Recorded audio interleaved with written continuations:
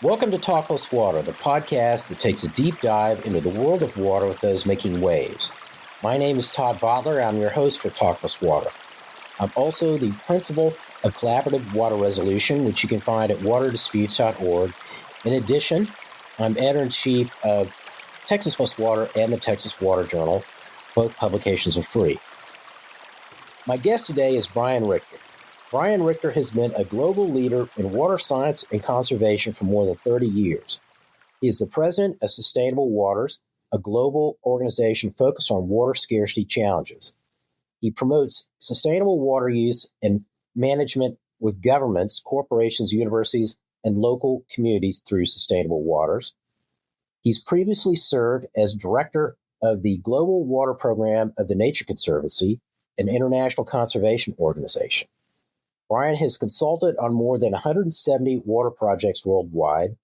He serves as a water advisor to some of the world's largest corporations, investment banks, and the United Nations, and has testified before the U.S. Congress on multiple occasions. He teaches water sustainability at the University of Virginia as well. Brian, welcome back, and it's welcome back because your second appearance here to Talk+Water, and thank you for making time to talk with me. Great to speak with you today, Todd. So I know that years ago you got this question, but hey, you get another crack at it because I always ask this at the beginning of these discussions about how you decided you were going to focus on water as your career and when you first became interested in water. Well, I grew up in Southern California, and even back then, we were facing mandatory water conservation requirements. And I remember having this weird thought when I was in high school that if I was to become a specialist in water, that I would have job security for the rest of my life. Because I just had this sense that this was going to be a problem that wasn't going to go away. And there were always going to need more people to help work out solutions. So that was probably the first occasion. The second time that I think really propelled me into this field, though, Todd, was I was working as a whitewater rafting guide in the Sierra Nevada. And the river that we were floating was slated to be dammed. And I remember feeling so distraught and confused about that. And I started reading everything that I could about water and dam building and why they needed this dam and that sort of thing. And that was just the beginning of, an endless curiosity about water. Well, when I was in high school at that same point, I was just worrying about, could I actually graduate? I was like, really worried about that then. And so I'm impressed that you're thinking that many moves down the chessboard about your future. I guess it was destined to be in some way. There you go. So tell us about what you've been working on through Sustainable Water since we last spoke. Well, while I was at the Nature Conservancy, and I was there for 30 years, I worked in more than 40 different countries during that time, and I worked on just about every kind of water problem that you can imagine. And I got to see the good, the bad, and the ugly, as I say, about water. I saw some of the most horrific examples of people that were really struggling for lack of clean, safe water. But I also met some truly brilliant individuals that were coming up with some amazing solutions and were so dedicated to the cause. And but there came a point about 7 years ago when I really wanted to focus on the one issue that I had become most concerned about, and that is water scarcity, the threat of people and ecosystems running out of water. And so I left the Nature Conservancy and focused my full-time attention on that. Even though I spent most of my Nature Conservancy career outside of the U.S., almost all of my time now today is focused on the Western U.S. Because that's where we really have the most severe issues with water scarcity. Recently, you and your co-authors published New Water Accounting Reveals Why the Colorado River No Longer Reaches the Sea. And you published that in the journal communications, earth, and environment. And so that's really what kind of spurred me to get you back on the show because I was really interested in that study. And so, please tell us about the goals of that research and how you conducted it. Well, Todd, I think it's quite remarkable that nobody had yet done a full accounting where all of the water from the Colorado River system goes. And that was amazing to me because the Colorado River is in the headlines all the time now. It's a very, very big concern. It's a true American water crisis. And the river gets dried up completely before it reaches its delta in the Gulf of California and Mexico.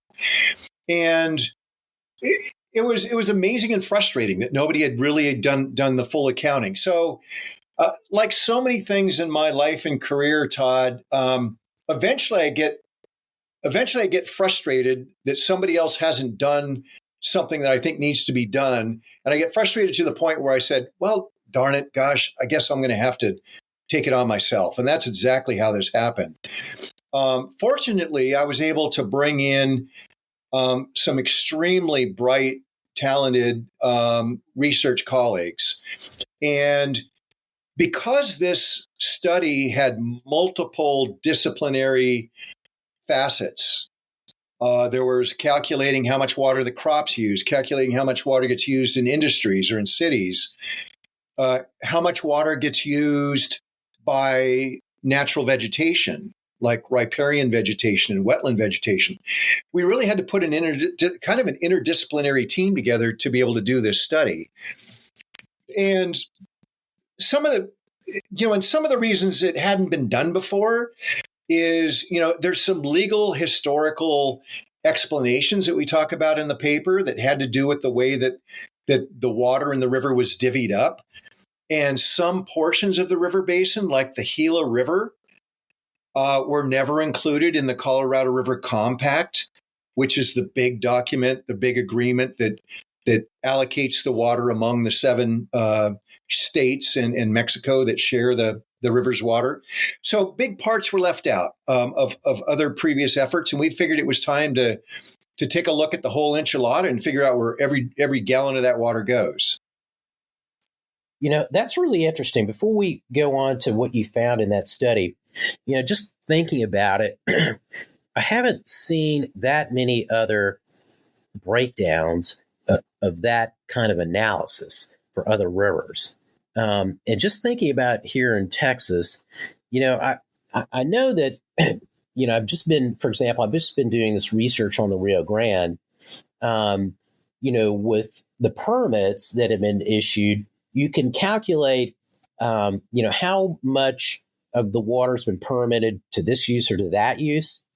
But even that's not straightforward because permits now can have multiple use authorizations, right? Yep. And so, but that doesn't tell you how much is being used. Right. Even. I mean, that just says here's how much could be used. And it could be used for these different, types of uses. And so, just before we go on to the results of your study here on the Colorado, I mean, how often do you see studies like that published for other rivers in the country? Well, I think that our study was somewhat unusual, Todd, because we really paid a lot of attention to accounting for all of the water. And here's why some of that doesn't happen in other river basins. Usually people are only paying attention to what we call direct human uses. So how much water is getting used in agriculture, how much water is getting used in cities and industries. And they don't account for other things like how much water evaporates off these big reservoirs. Right. Or how much water is getting used by the native vegetation, the riparian and wetland vegetation that lines these rivers and streams. And we thought it was really important to include all of those different uses of the water, all the different ways that water gets consumed, so that we could really understand the proportions of where the water goes. And the one part that I think was particularly unusual was including the natural vegetation. But we wanted to bring nature into the calculations. We wanted to make people aware that, almost 20%, almost a fifth of all of the Colorado River's water goes to supporting those natural environments, those natural ecosystems that are so important to our recreational uses, to our aesthetic values, as wildlife habitat, and important in their own right, as kind of the natural heritage of a region. And so it's really important to us to get that on the table, to get that in the ledger sheet, so to speak. But in general, what I say to my university students, Todd, is if you're going to try to solve a water scarcity problem, you really need to start with a good understanding, a good, accurate understanding of how the water is getting used presently. And then you can start to reflect on, well, I wonder if we're overusing the water, where might we try to save some of the water use, and that sort of thing. And that's what you're working on. And so, just thinking about, for example, the Colorado River, you've got multiple states that you've got to figure that out for, and not each. Well, I don't know. Each one of those states may collect that data or have it available in a somewhat different form, and might have some different ways that they classify what goes into it. Just thinking about, for example, this is maybe not directly applicable, but of course, there are cities that calculate their gallons per capita per day use using, I guess it's three methods or three primary methods. Maybe it's four. So, which could be, hey, just water that we diverted to use, but and then some might say, well, no, it's water that we diverted and we used, but doesn't include what we put back. Right. And so I, what I think about your problem that you tried to solve here, I think to the average person, it might sound like, oh, that's pretty easy. Well, not really. No, not at all. Not at all. Well, and so, yes, so you're right. Cities present their own challenges because you have to come up with some way of either keeping track of how much water gets returned, to the water system, or come up with some way of estimating that. One of the really big ones, which has frustrated water accountants for decades and decades, is the water used in agriculture, because a very small portion of that water use gets actually measured out on the ground, as you know. And so, so researchers, scientists have come up with all kinds of fancy equations and algorithms using climate data and soil types and all kinds of different things to come up with estimates. But in the recent decade, the advancements in technology have opened up entirely new frontiers in terms of estimating things like how much water do the crops use. An awful lot of information is now gleaned from satellite images, from information, data that's gleaned from these eyes in the sky, these satellites that are circling the globe constantly. And so even if a farmer or an irrigation district is reluctant to actually share information about how much water they're using, it's inescapable now because we can see what's on the ground. We can identify what specific crop is being grown, and we can even now calculate using different kinds of satellite information. We can make really accurate estimates of how much water is being used on each farm field. And so the resolution has gotten the the ability, we can look at 30 meter by 30 meter pixels and identifying what kind of crop is being grown and how much water it's using. So that has really changed, this whole challenge of water accounting dramatically. Right. That's a key issue that you bring up there. From the point of view that, we've got 8 billion people, we're heading to 10 by 2080 or so. And the need to use every bit of water we have more efficiently is just going to grow and grow and grow. And so part of that, solving that problem has to do with what you're talking about is, being able to measure what we're using and how we're using it much more accurately. And, the ability to use satellites to do that, combined with, for example, just thinking about U.S. geological data, U.S. Geological Survey data from gauges, and getting that data, it used to be, you might get it every hour, but now you're getting it, I think, I can't remember what the resolution is, but they're getting it more than once a minute, right? Yeah.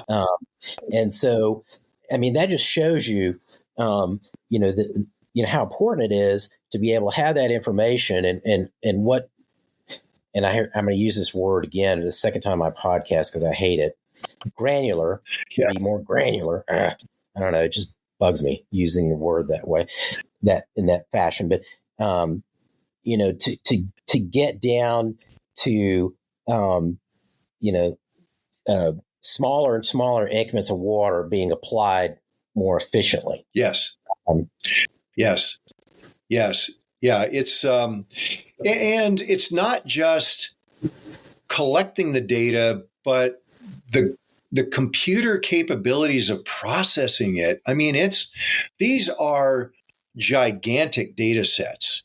And even if we had, all those numbers in Excel spreadsheets or something, we could never get through all of those numbers. So the fact that we've been able to develop algorithms, computer algorithms that do so many of these calculations for us in an automated fashion, they reduce potential errors, that we all used to make.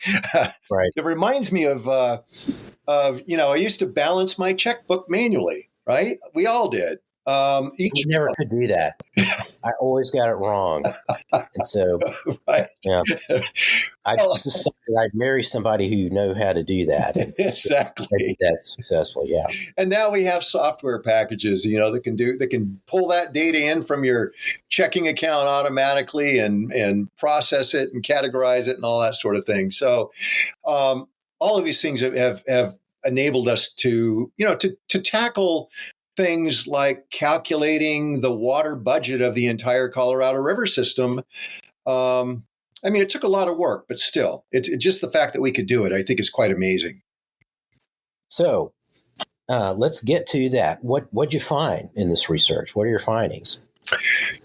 Well, there were a couple things were basically ended up being largely affirmations of what previous bookkeeping had come up with. So what I mean by that is my group of researchers and others had estimated that something like 80% of the direct use of water for agriculture, of the direct use of water from the Colorado River Basin was going to agriculture.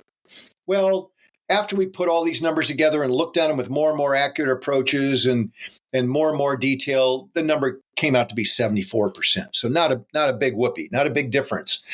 But it affirmed other important things. Agriculture uses 3 times more water than all of the cities and industries combined in the Colorado River system. But some of the other interesting things were a little bit more than 10% of the river's water gets evaporated off of reservoirs directly. I mentioned before that about 1/5 of all the water is taken up by plants riparian and wetland vegetation that is adjacent to the river. And I think one of the things that really caught a lot of headlines, Todd, was the fact that a third of all the river's water goes to producing two crops that we refer to as cattle feed crops. It's alfalfa and other grass hay. So a third of the entire river goes to producing those two crops. If you look at it as the percent of water that's used for direct intentional human purposes, it's almost half of our intentional use of the river. And by intentional, I mean, of course, we're using it for agriculture or for cities and not including reservoir evaporation and those other things. So that really grabbed a lot of headlines. In fact, this paper by far and away garnered more attention, more publicity from the media than maybe all of the other 100 papers that I've published combined. I mean, we had more than 150 newspaper articles written about this paper.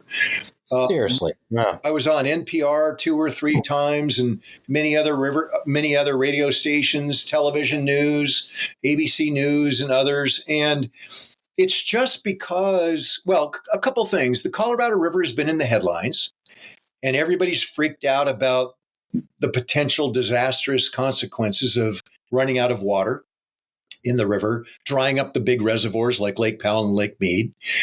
But also, I think when people learn that so much of the water is going to produce cattle feed crops, that really kind of caught everybody's attention. Right.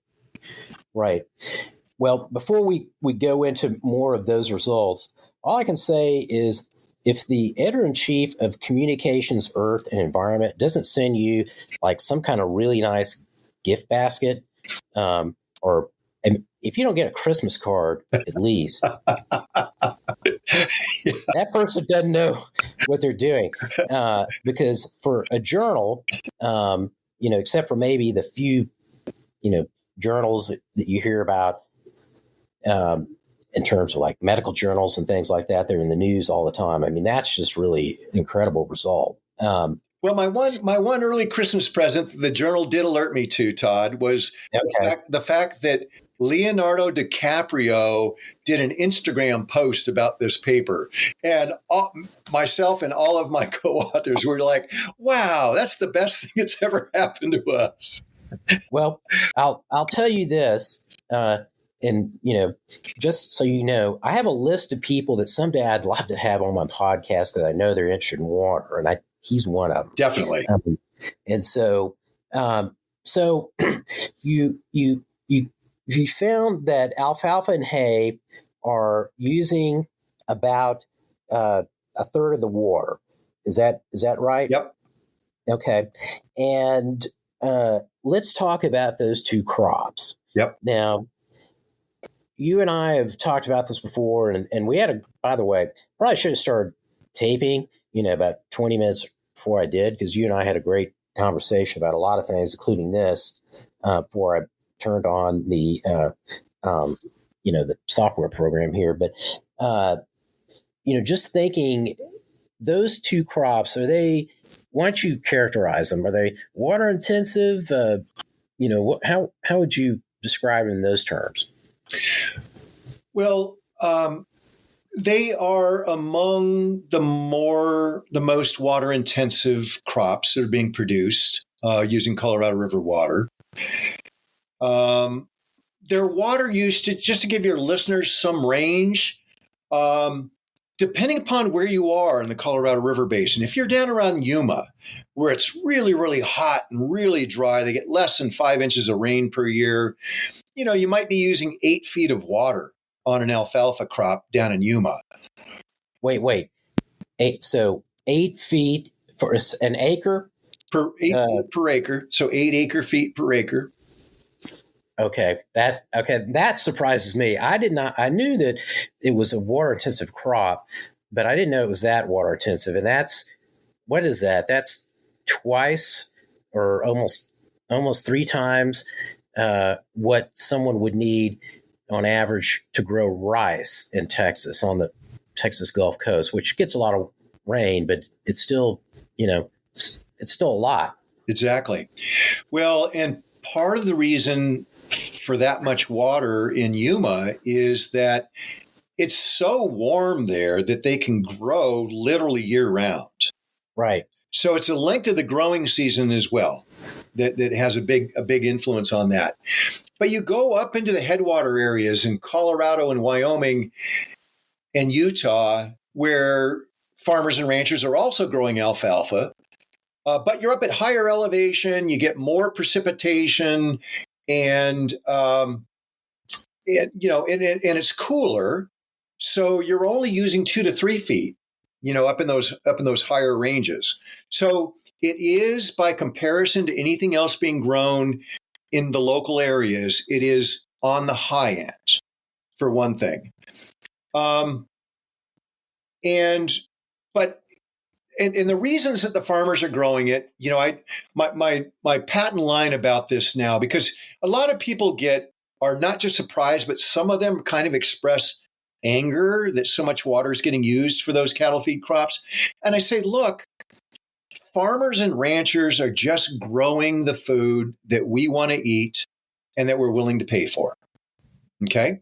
So it's just a simple business decision.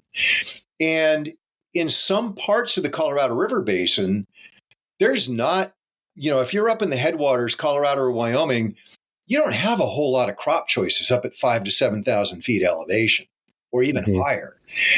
And there's only a few crops that you can potentially grow. And so they're going to grow the one that they can make the most profit off of. Now, alfalfa has some other really interesting advantages, Todd. It's a nitrogen fixer. So It doesn't require the addition of fertilizer because it's pulling in nitrogen from the atmosphere and fixing it into the soils.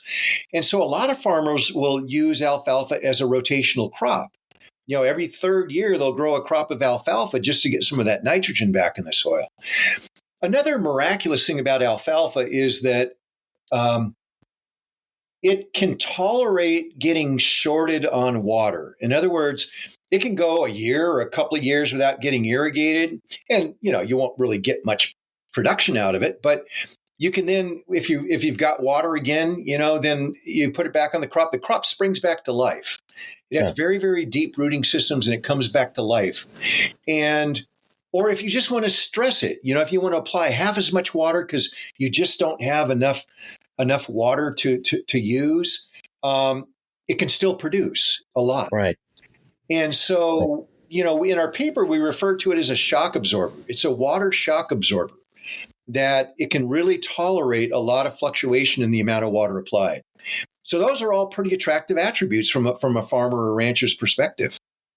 So, and it, just thinking about what you're saying there, it doesn't harden demand like pecans or almonds are going to, because you've got to, you have an orchard you got to water that every year. You can't decide, well, I'm just not going to water my trees this year. And so that's a interesting, difference between those types of crops. Something else, though, that I have read that is, maybe part of a larger trend that we're experiencing here in the U.S. today, is that has to do with the amount of labor required to grow alfalfa. I've heard that, for farmers, it's not nearly as labor intensive as other crops. Yes. And I know they're having, difficulty getting, farm labor today compared to previous years. And so that probably is playing a role in the choice of alfalfa and hay over some other crops. It's huge. I'm glad you bring that up, Todd. We just did a study on the Rio Grande in New Mexico, and a lot of land there, a lot of farmland there has gone out of chili production, green chilies, green and red chilies, and into alfalfa.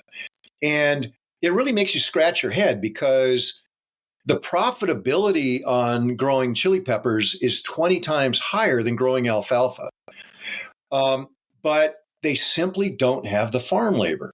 And you can plant and harvest alfalfa, with machinery, but you got to have hand labor to pick chili peppers, and it's just not available in sufficient, at a sufficient level to be able to support that kind of farming right now.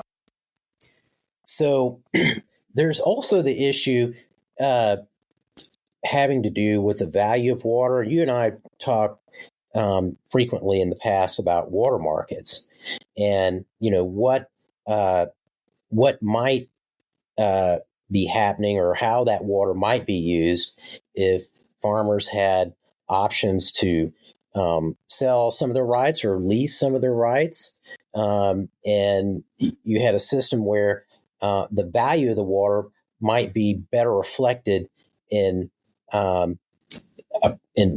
terms of price than it is in areas where you don't have a water market. And so just thinking about that a little bit, you mentioned Arizona and Colorado water being used to irrigate alfalfa in Arizona near Tucson, but I'm sure you're also very familiar with the issue where an area of Arizona was leased. The state leased it to a company called Foodmonte out of Saudi Arabia, and that company drilled groundwater wells and was using groundwater to grow alfalfa, among other things, that was being harvested and sent back to Saudi Arabia to feed dairy cattle and horses and all. And so, just kind of thinking about there are a couple things about that. One is that if there was a value that we could put to the water in these situations, like the groundwater there in Arizona that was being used to grow alfalfa, it might not be used for that purpose. And then the other is, that's an example of a country that's decided, well, we're not going to use our water here locally to grow alfalfa. We're going to grow it someplace else in some other country that is making a different calculation about its water and the value of its water. And then we're going to export it back to Saudi Arabia. What do you think about all that?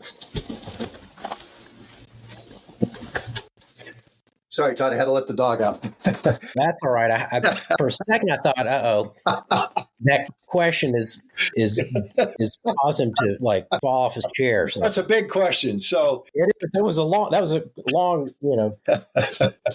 reciting of stuff. Yeah.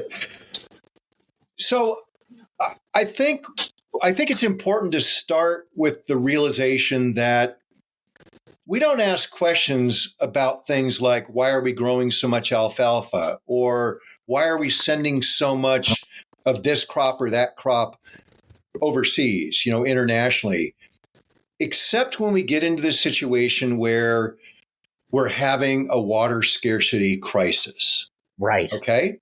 As long as there's plenty of water to do anything, nobody criticizes or scrutinizes, any of the use of water. Right. But when things get really tight, that's when all kinds of questions start to get raised. And you have farmers pointing the finger at cities and saying, look at all that wasteful use on their green grass lawns and their swimming pools and their fountains. And the cities are pointing at the farmers and going, my goodness, they're growing all that cattle, all that cow food and and flooding the farm fields with water. Right.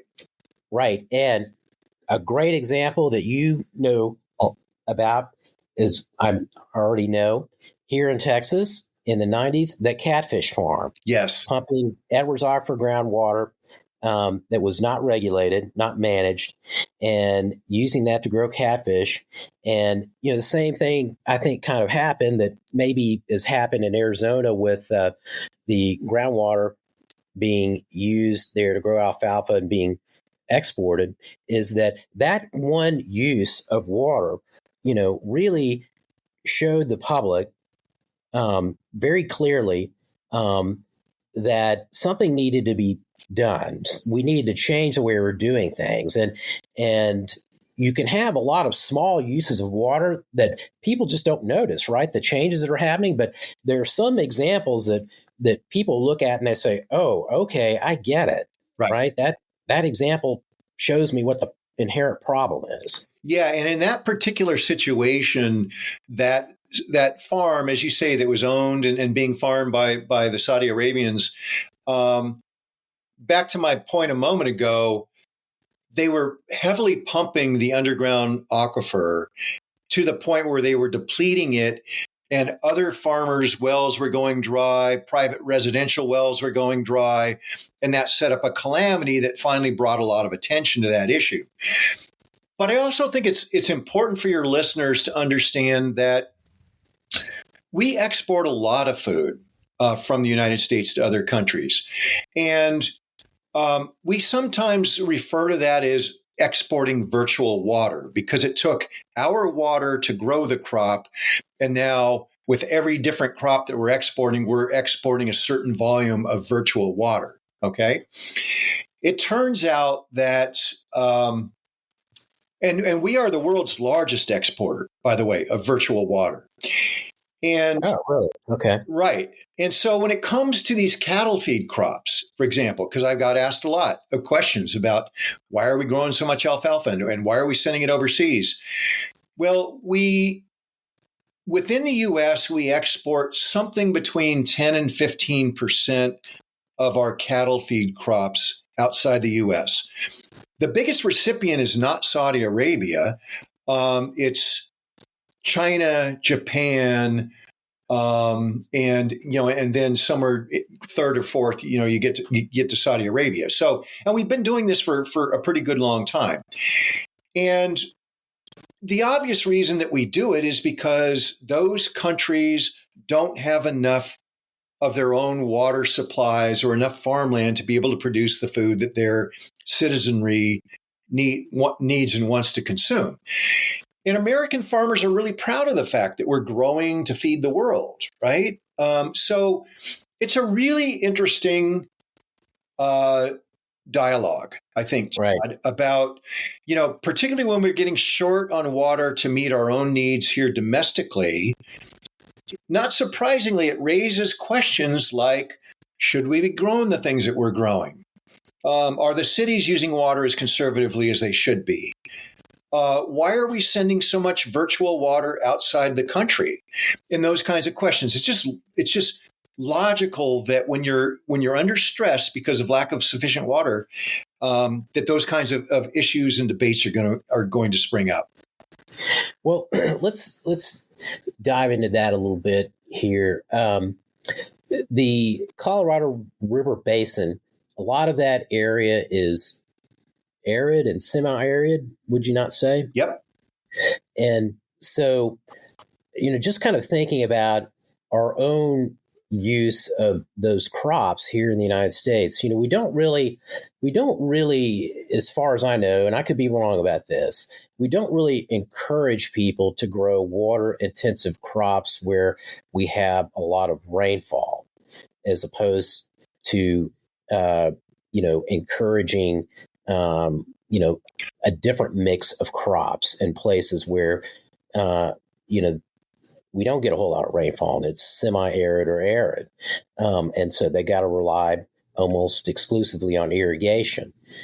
What about that? I mean, it seems to me like there's a logical approach that maybe we should take a look at where we're growing our mix of crops and try to incentivize growing it in some areas that are really more capable of sustaining it. I think you used the most important word there, Todd, incentivize. So I'll go back to what I said a little bit ago. Farmers are growing the food that we want them to grow and are willing to pay for, right? So right. They're really smart businessmen, and they're going to make the most profit that they can with the water and farmland that they've got to grow with. And so there are really kind of maybe three main ways of dealing with this issue. And let's just take cattle feed crops in general, alfalfa and other grass hays. You can become as careful as possible in how much water you apply to those crops, so you minimize waste. Okay, that's an important thing everywhere, of course. Or you could provide some incentives to get the farmers to stop growing that crop in a water-stressed area and instead grow it in other areas. And by the way, just to give you an example, only 5% of the national production of those cattle feed crops comes out of the Colorado River system. Oh, I'm glad you told us that, because that's an important fact. Okay, so it's only 5%, even though it uses a large amount of the water in the Colorado. Right. So however you feel about eating dairy products or consuming beef, you're not going to probably feel there's not going to be any less of those products produced or necessarily any price spike if you stop growing that within the Colorado River Basin. Okay. So that's an important thing to understand. The other strategy is, a lot of reporters have asked me, isn't the ultimate solution that we just need to stop eating so much of those things? And I said, well, that is, the reason the price is where it is because there's that much consumer demand for it. And to illustrate this, Todd, the reason so many farmers are growing alfalfa in the Western United States right now is because the price is so good. The demand, and it's not because the demand for beef has gone up. That's been kind of stable over the last couple of decades. It's all about dairy. And it's specifically yogurt and cheese, it turns out. The demand for yogurt and cheese have gone up to the point where the dairies have a high demand for high protein, highly nutritious alfalfa to feed their dairy cows to meet that demand for dairy products.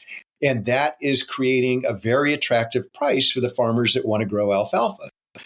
Huh. I was thinking hamburgers. Okay. Yeah. So, interesting. Well, let's talk a little bit about one of our favorite topics, water markets. I wonder if the use of water in the Colorado River would be similar to what you found in your study if there was a system just for the lower basin states or for the upper and lower basin states where water right holders could engage in leasing their rights and maybe being paid in some cases not to use their rights, to keep water in rivers and tributaries to those rivers, and also, maybe sell some of their rights. And so if a system was in place that would allow that water to rise to its actual value, or a better reflection of that value. Well, I'm glad you raised this question. I'm not surprised because you are a scholar of water markets yourself, Todd. So, oh my gosh, pouring it on there, literally and figuratively. They could play a very, very important role. Let me just simplify. There are two basic ways that water can move out of agriculture or not be used in agriculture and get left in the river or get used for other purposes, like used by cities, right? Mm-hmm. One is, just basically on a short-term basis, paying them not to grow, to fallow their crop. That's referred to as a lease, like a short-term lease, like basically renting a house. You're leasing somebody's water right. You're renting somebody's water right. To give you some sense of how important that is in the Colorado River system right now, People may not have noticed, other than us water wonks, that when the Inflation Reduction Act was passed by Congress, the last person in Congress that was the holdout was a woman named Kyrsten Sinema from Arizona. And she was the last vote that was required to get that to pass. Kyrsten held out because she wanted a chunk of that Inflation Reduction Act funding to go to saving the Colorado River system. She was successful in getting $4 billion allocated to water in the Colorado River system. So over this year and 2 more years, $4 billion will be spent in the Colorado River system, paying farmers not to grow their crops for a short term. And most of those crops are alfalfa and grass hay. Okay.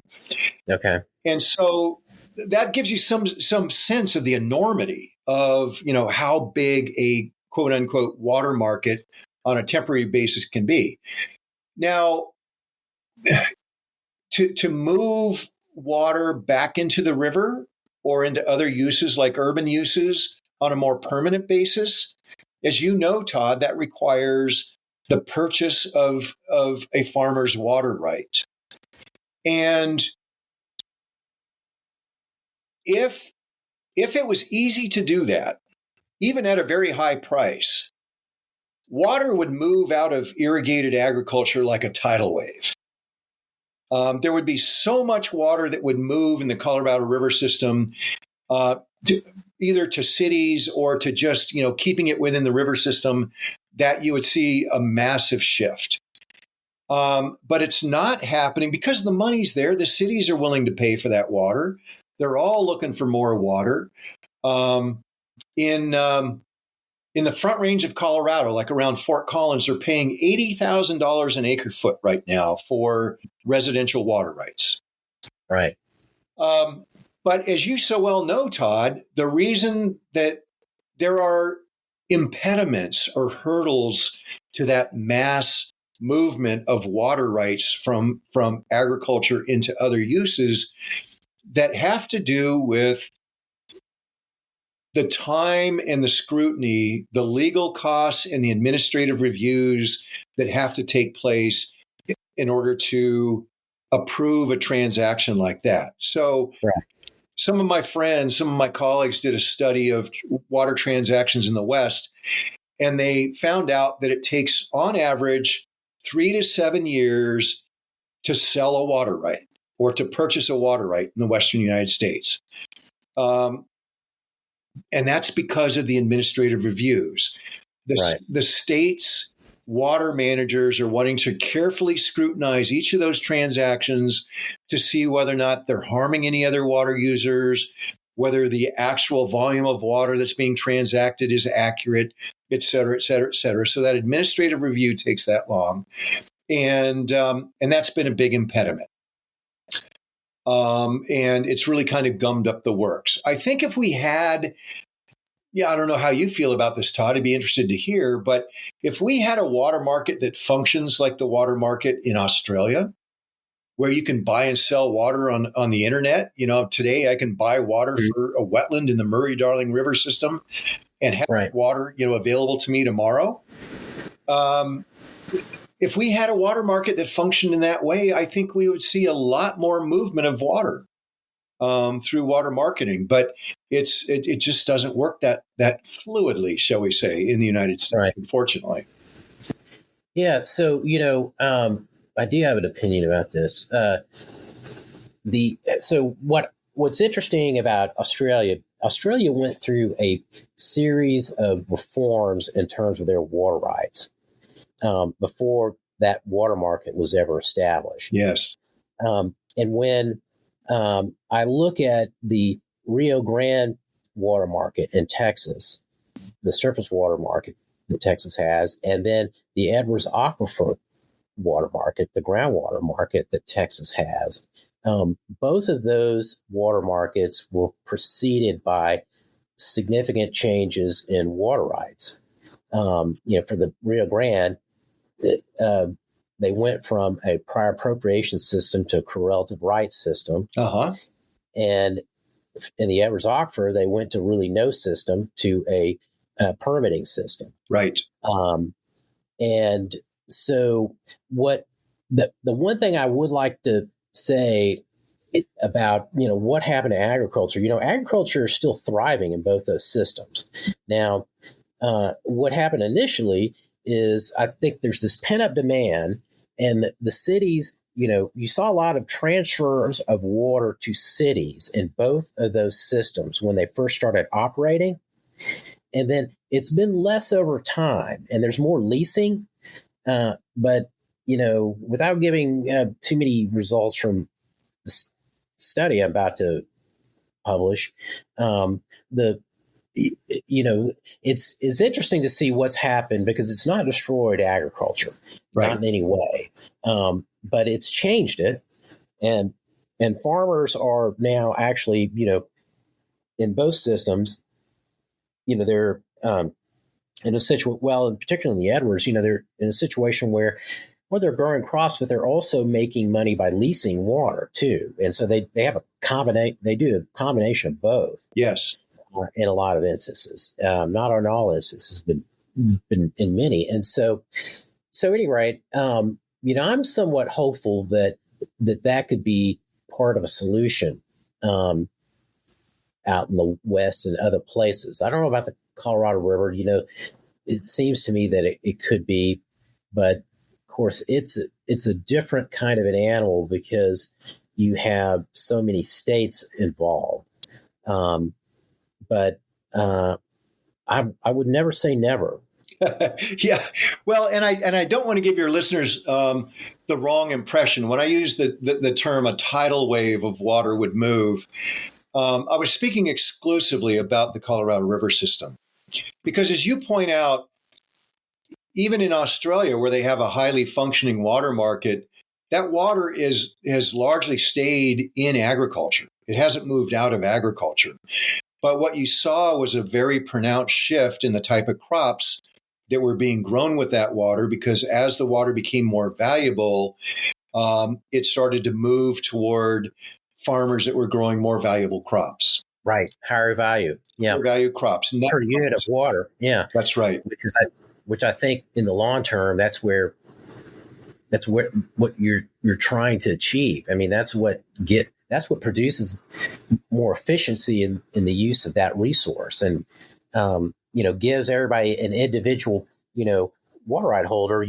They're much more of a active player in the management and conservation of that resource if they're able to recognize value better than they can under many of the current systems. Yes.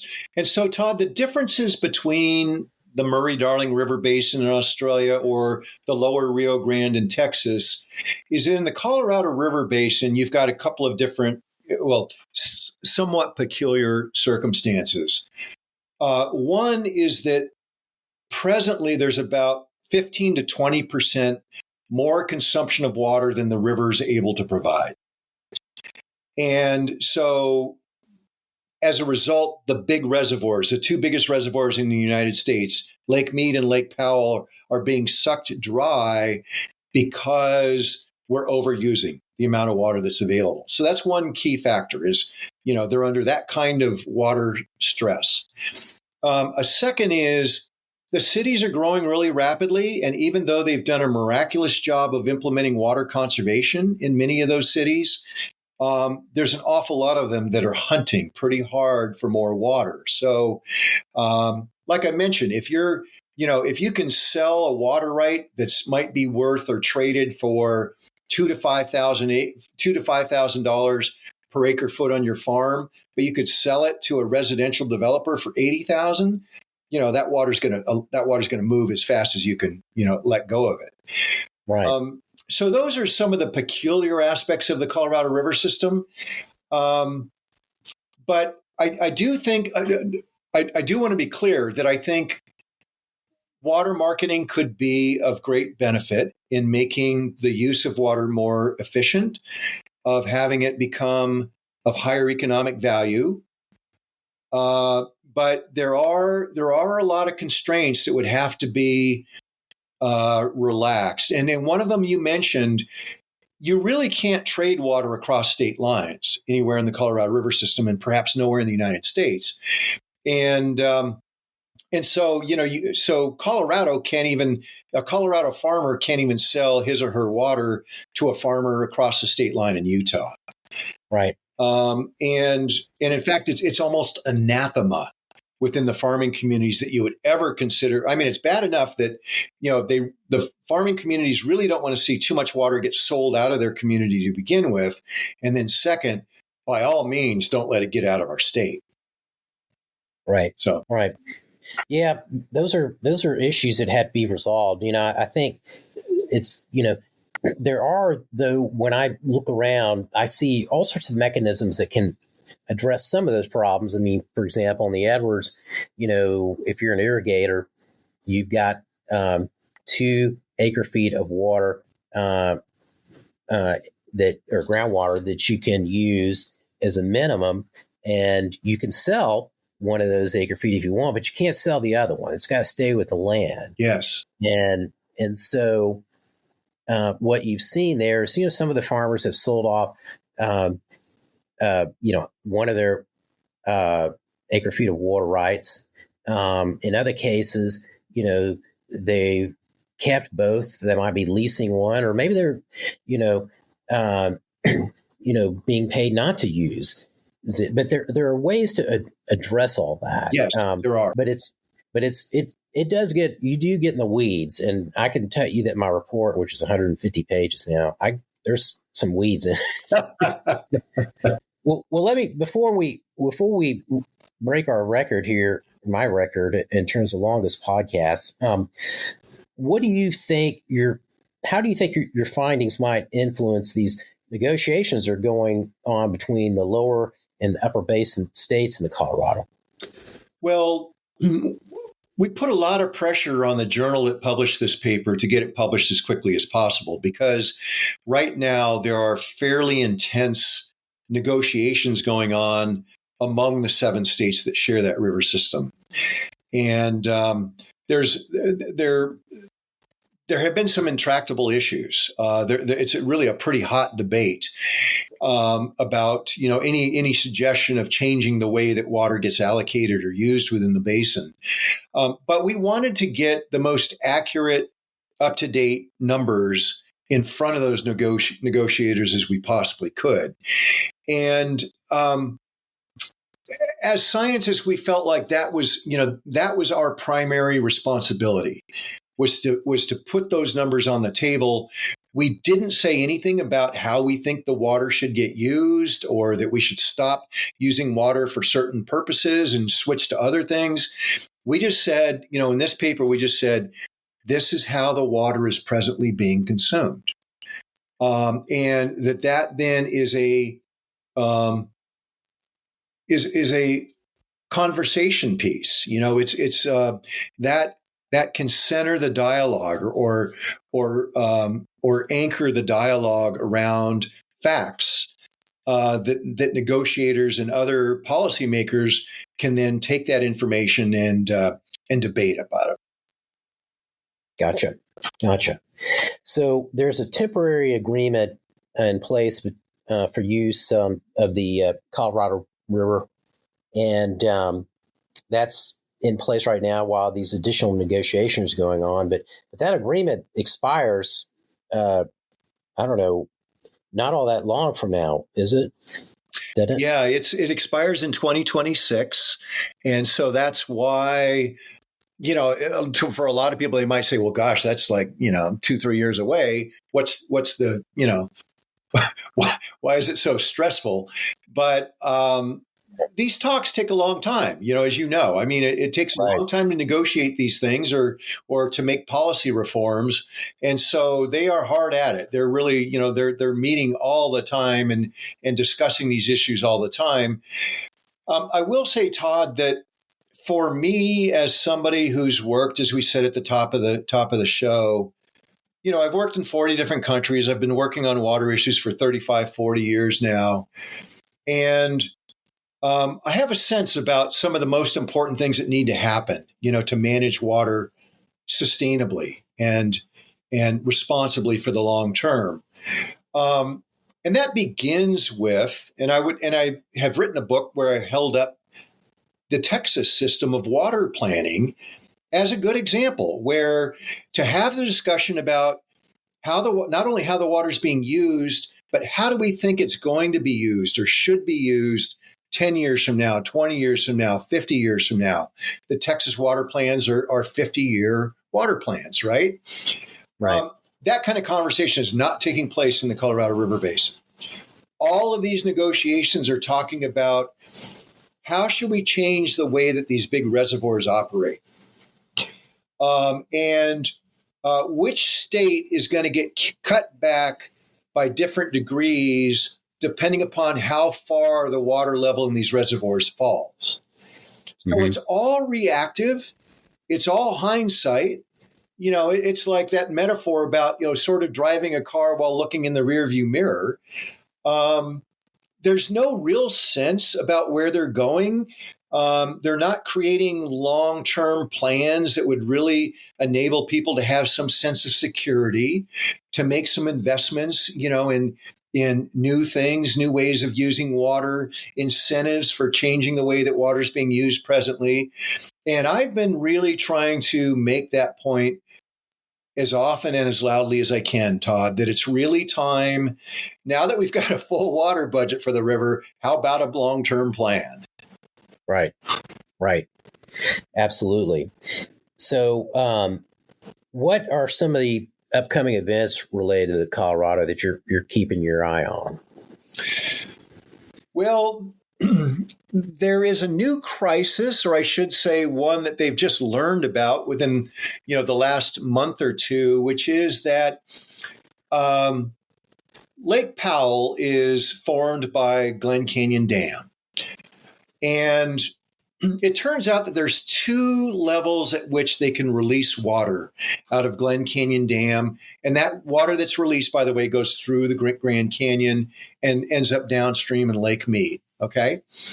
Well, the primary way of releasing water out of that dam is through these large inlets into the hydropower, the electrical generating facilities. They spin these big turbines, and they can release, pretty much as much water at any given time as they want to using those. But the lake level has dropped to the point where there's actually a real concern that if it drops much further, it's going to get below the level of those hydropower outlets. And then you're left with only the lower outlets, which are much, much smaller. And you can't push enough water through those outlets to meet the water needs of 30 million people downstream in Arizona and California and Nevada. Huh. Not to mention the fact the river in the Grand Canyon starts to shrivel up to a trickle of its former self. What the news has been this week is that they've learned that the last time they tried to run some water through those lower outlets, it caused those outlets to erode in a very frightening way. And so now the Bureau of Reclamation is saying, we're not so sure we can release water out of those lower outlets. So we've now got this horrendous possibility of, if we can't keep the lake level above those hydropower outlets and it drops below them, there's no water getting out of Glen Canyon Dam into the Grand Canyon or into the downstream river environment. So you're saying that the cement and the pipe eroded? Is that some kind of cavitation? It's issue? Exactly right. It's cavitation. Okay. Yep. Huh. So it's a matter of fast moving water creates these gas bubbles, and those gas bubbles, when they burst, causes a lot of force on the walls of those pipes, and it erodes them, it corrodes them, it wears them away. And so that's the issue, is they can't run that high velocity water through those pipes. So there's something to look for in the news headlines.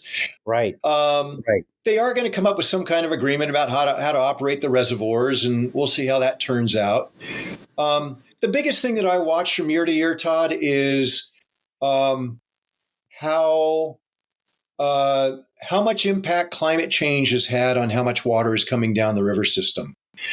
Climate warming has already reduced the flow of the river by 10%, and the climate scientists are saying, be forewarned, we could see another 20 to 30% less water coming down the river system by 2050. So if we think we got a big problem now, we better get on top of it pronto, because it's going to get a lot tougher in the coming decades. The good news for you and I is that we will be retired by then, I'm pretty sure. But it's not good news for everybody else. I keep an eye out on snowpack as well. In part because I spent a lot of time up in Northwest Montana, but hey, people in Texas forget this, but the Rio Grande is a river that depends to some extent on snowpack in southern Colorado, and so I'm always keeping an eye out on what's happening with that,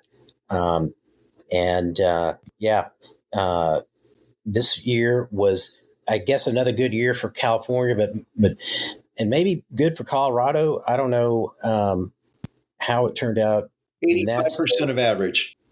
85%. Okay, it was down in Montana. Montana's worse, quite a bit worse. Idaho and Montana are somewhere around 75 to 80%. Right. Yep. Right. And there's a drought in Northwest Montana and issues in terms of the lake level there, Flathead Lake, and releases from Hungry Horse Reservoir upstream. And yes. And everywhere you look, a water conflict, right? Well, like I said earlier, I knew I guess I knew it was right back in high school, right? That I'd always have job security if I could become an expert on this stuff. That's right.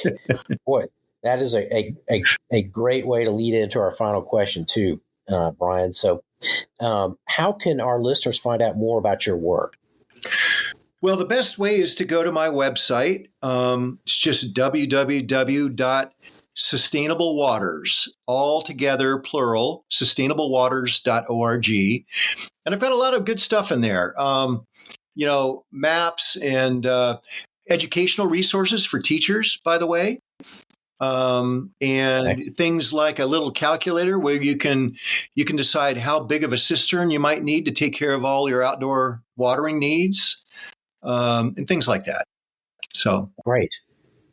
Well, I would encourage our listeners, our 2 listeners, or whatever the number is. It's not that big, but I'd encourage them to both go and check out your website and to see those additional resources. And, we're going to have to do this more often. I mean, I know that this is your second time, but I think it was maybe 2 or 3 years ago that I had you on last. So I know that you're always up to something and be having some interesting research come out, or going on another trip down to Colorado like you did before we spoke last time. And so we'll have to have you on sooner than we did between your first appearance and today. Well, sometime maybe I'll have to interview you on this show, because you've got an awful lot to say yourself, Todd. Oh my gosh, that would be an interesting show. I don't know if there's a little thing that you can click when you upload your podcast. You have to click it if you have any kind of language that is not for the the ears of children and stuff. And so explicit language, that's it. So that might be one where they might have to check that box for that one. But now that would be fun. So let's think about that. You could, maybe when my report comes out on water markets, that might be a good one to do it for. I'd be game if you want to talk about it. It would be a lot of fun. Okay, excellent. Well, we'll keep that in mind. And so, Brian, thank you for joining us today. I think this is officially the longest episode I've got, which I found that it doesn't make any difference between whether it's short or long. I get the same, get similar number of downloads. And so, but thanks for spending this much time with me. And I really enjoyed it. Well, thanks a lot. I really appreciated your thoughtful questions, Todd, and I hope a lot of people do tune into your podcast because they're always very interesting. Oh, great. Thank you. So this has been Talk+Water, and my guest today was Brian Richter, a global leader in water science and conservation for more than 30 years, and the president of Sustainable Waters. I want to thank you, the listener, for spending your valuable time on this podcast.